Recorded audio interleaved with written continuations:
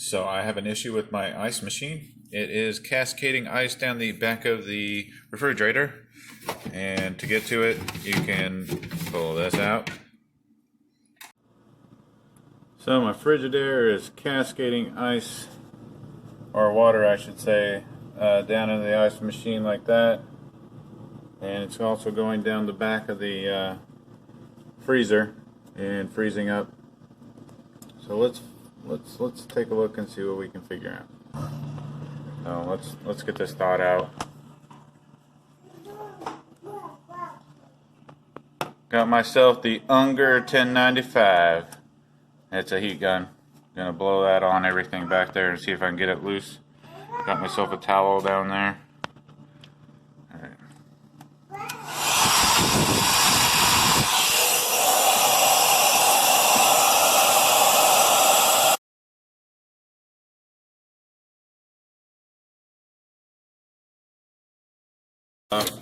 Melted up enough of it so that I can get this ice tray out. So just lift up on this and pull in order to get the ice tray out.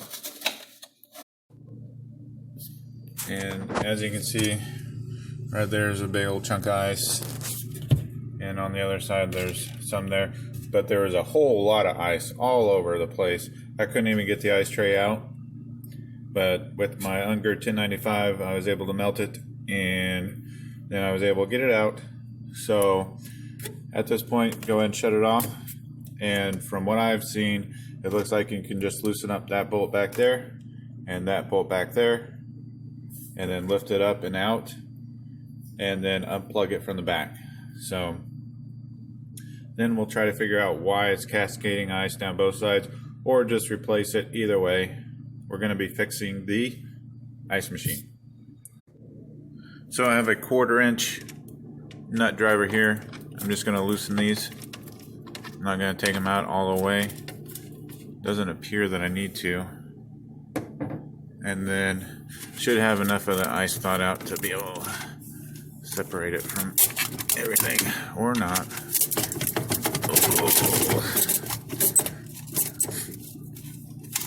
Well, in my case I may need to remove them completely because of the ice situation that I have. So let's do that.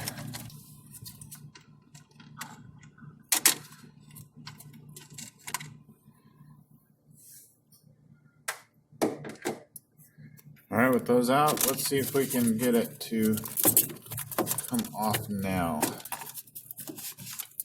This plastic part down here seems to be really what's hung up inside the ice right now.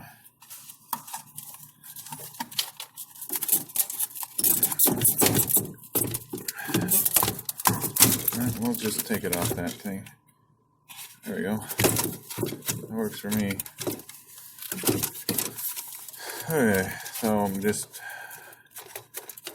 I know there's a plug back there because I've seen it. Not really sure. There's your plug wire right there. I don't really think...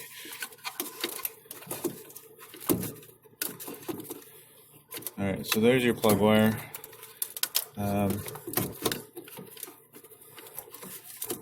Trying to feel for any tabs that you gotta squeeze.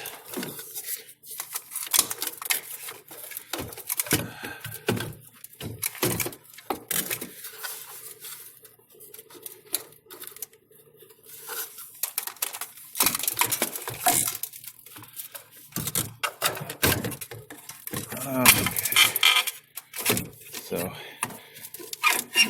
there we go. I was able to tilt it up this way and then kind of pull it out. It's kind of a pain in the butt, but there's the plug, and there's two tabs you gotta squeeze these two, and then it unlatches it. Squeeze those two, and then pull. All right, ice machine's out. So I got a lot of the ice broke loose already. The way I did it was with this tiny little hammer that my wife got me one year. and just been smacking it.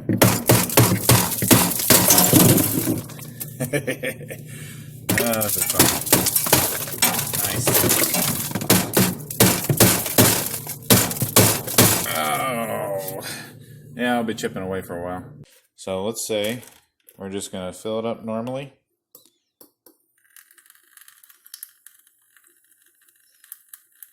And you will see absolutely no water running over anywhere. Ice cube trays full. And look, no leaks. I was assuming there was going to be a leak. But let's try it again. Do you see? It's coming out the front. And that's because the water is going so fast through there that it's just going down one side and on up the other and out the front. So if you got high water pressure coming out of that and into the water fill there, it's going to go so fast it's going to go down and it's over the edge and then cause water to come out and freeze up. So I let it thaw out and dry out. So let's put it back in and test it out. So I want to go ahead. Ow! Go ahead and get these screws started again.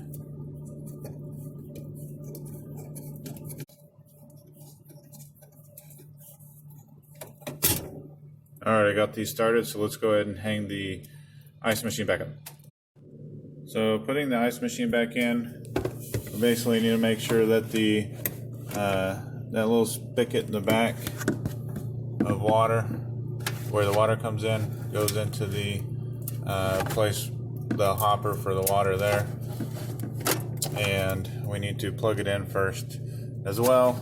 So let's get that plugged in.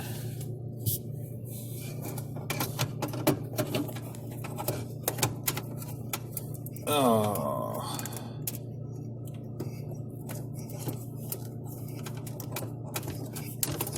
There we go. Nice and snug. Didn't hear any clicking, but it's definitely plugged in all the way. Might want to be a little careful if it's wet, because that is electrical. Alright, so let's set the ice tray back on its screws, get the electrical cable out of the way, get it pushed, get that plug back behind the that plastic guard there that it hangs from. Alright, so let's try it this way. I'm going to actually put my fingers back there so I can feel that spigot in the hopper. There, I can feel the hopper is underneath it, and look at that, the screws actually got the ice machine.